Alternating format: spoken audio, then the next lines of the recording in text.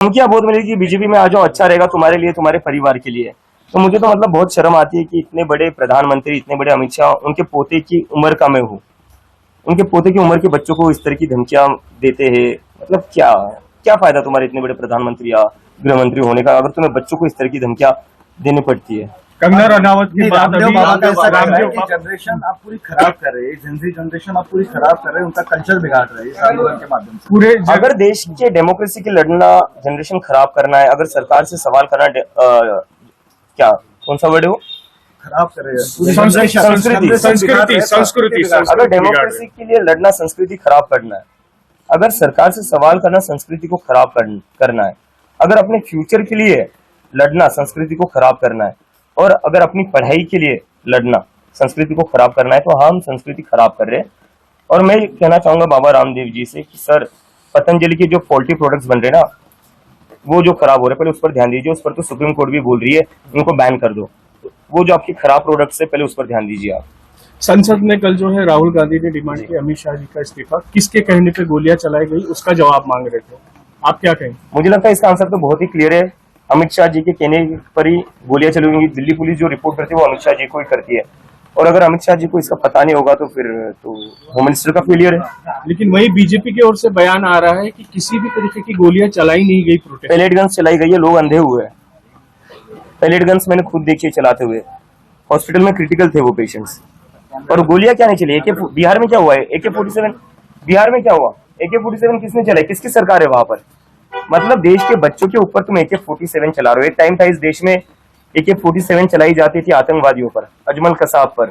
जब पार्लियामेंट पर अटैक हुआ था तब AK-47 चलाई जाती थी। आज AK-47 चलाई जा रही है स्टूडेंट्स पर। क्या आने वाले दिनों में अगर विपक्ष कोई अगर बड़ा मुद्दा लेता है सरकार के खिलाफ, तो क्या कॉकरोच जनता पार्टी उसमें सहभाग लेंगे, उन्हें सपोर्ट करेंगी? मुझे लगता है अभी सिर्फ विपक्ष ने, इस पूरे देश को एक साथ आने की जरूरत है। इस देश में जो लोकतंत्र है, जो चीजें चल रही है, अभी भी क्या हुआ, हमारा प्रोटेस्ट खत्म होकर कुछ दिन ही हुए, सरकार ने आश्वासन दिया था कि किसी भी स्टूडेंट्स को तंग नहीं करेंगे, लेकिन फिर भी स्टूडेंट्स के घर जाकर उनको धमका रहे हैं, उनको डिटेन कर रहे हैं, उनको अरेस्ट की धमकियां दे रही है। एक तरीके से लोगों की आवाज दबाने की जो कोशिश की जा रही है, उससे तो एक चीज साफ पता चलती है, ये सरकार डेमोक्रेसी में बिलीव नहीं करती है, लोकतंत्र में बिलीव नहीं करती है। इस सरकार की वजह से इस देश का डेमोक्रेसी और लोकतंत्र कमजोर हो चुका है। लोकतंत्र को बचाने के लिए, संविधान को बचाने के लिए सिर्फ विपक्ष नहीं, सभी लोगों को एक साथ आना पड़ेगा, और हम सब एक साथ आएंगे। विदेशी फंडिंग आपको हो रहा है, किया जा रहा है फंडिंग, मुझे लगता है अगर हमें विदेशी फंडिंग मिल रही है या हमें विदेश से कंट्रोल किया जा रहा है, तो ये तो अमित शाह जी का फेलियर है। फिर अमित शाह जी को भी रिजाइन देना चाहिए। इतने बड़े चाणक्य के होने के बावजूद विदेश से फंडिंग कैसे आ रही है, विदेश से कैसे कंट्रोल हो रहा है? सर, शिक्षा मंत्री पर प्रियंका गांधी ने जो बयान दिया उसके ऊपर आप क्या कहेंगे? बयान क्या था, मैंने सुना नहीं। उन्होंने कहा था कि प्रियंका गांधी ने कहा कि ये भी वैसे जिसको हटाया गया बस उनकी रिप्लिका है। हाँ, मतलब अब देखो बीजेपी में क्या है, उनके पास लोग भी तो नहीं है। अभी मैंने देखा वो शिक्षा मंत्री का कोई वीडियो वायरल हो रहा है, जहाँ पर वो जो गुजरात में बिल्किस बानो का रेप हुआ था, उसके रेपिस्ट का स्वागत कर रहे थे। तो ये पार्टी बस गुंडों और बलात्कारियों का स्वागत करने में ही इनका वही काम है।